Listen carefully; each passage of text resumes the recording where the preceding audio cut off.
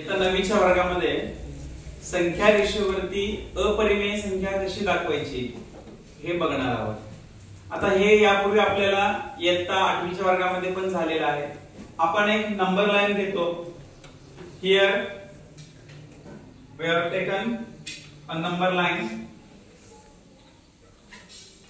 Number लाईनला आपण मराठीत काय म्हणतो? संख्या रेषा. आणि या संख्या रेषेमध्ये आपण या पद्धतीनं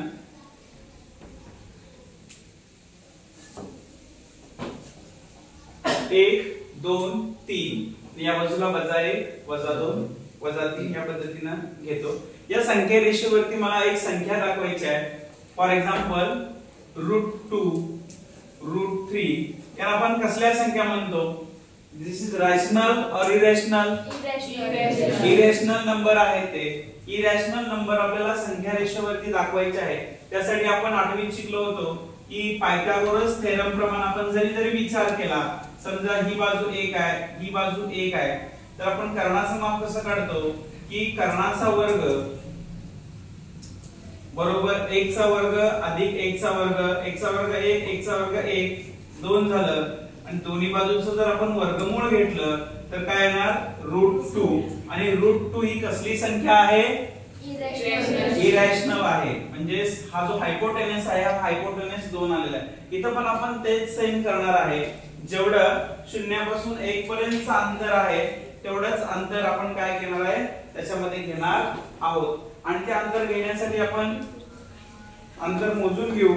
आणि आपल्या लक्षात येईल की या ठिकाणी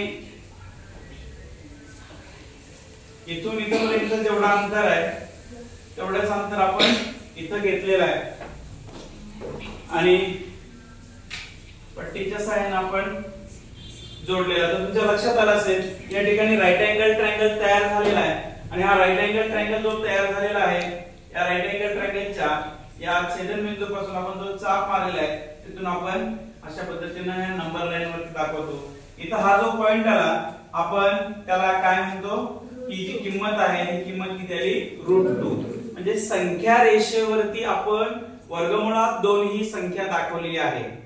we have shown a √2 on a number line. मग √2 ही रॅशनल आहे की इरॅशनल आहे? इरॅशनल आहे. Okay, very good. आता आपल्याला त्याची पुढची संख्या घ्यायची आहे, √3 घ्यायची आहे. आपण सोडवत असताना मी कसं सोडवलं? We are using the Pythagoras theorem. Hypotenuse square is equal to 2 sum of square of 2 sides. म्हणजे कर्णाचा वर्ग हा उरलेल्या 2 बाजूंच्या वर्गांच्या बेरजे इतका असतो. तोच नियम वापरलेला आहे. मग आता एक बाजू त्याची मी स्थिर ठेवली तर दुसरी बाजू जर आपण घेतली त्याची म्हणजे हायपोटेनस स्क्वेअर कर्ण वर्ग is equal to 1 square plus √2 square. 1 चा वर्ग 1, वर्गमुळात 2 चा वर्ग किती? 2.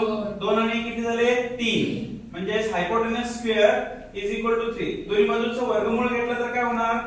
Hypotenuse is equal to √3. म्हणजे पुढची जी किंमत असणार आहे ती किती असणार आहे? वर्गमुळात 3. कशी काढते बघा मी. जिथं वर्गमुळात 2 आले तिथून आपण लाईन काढतो. जी लाईन कशी असेल? इथं 90 डिग्री असली पाहिजे, ती लंब असली पाहिजे, परपेंडिक्युलर असली पाहिजे. त्याच्यानंतर ते डिस्टन्स आपण जे घेणार आहे ते डिस्टन्स कसं घेणार? हे वरचं डिस्टन्स आपण सेम घेतोय. किती घेतलेलं आहे? 1. त्या डिस्टन्स वरती मी चाप मारून घेतला. आणि मग आपण पट्टीच्या सहाय्याने या पद्धतीने तिथे एक राईट अँगल ट्रायंगल तयार झाला. आणि राईट अँगल ट्रायंगल जिथं तयार झाला तिथून आपण या पद्धतीनं नंबर लाईन वरती घेतलं. इथे किंमत किती येणार? √3. We have shown √3 on this number line. √3 whether it is rational or irrational? Irrational. Yes. In this number line we have shown √2 and √3. These numbers they are irrational numbers and we have shown the irrational numbers on the number line. Did you get? Do you understand? Yes.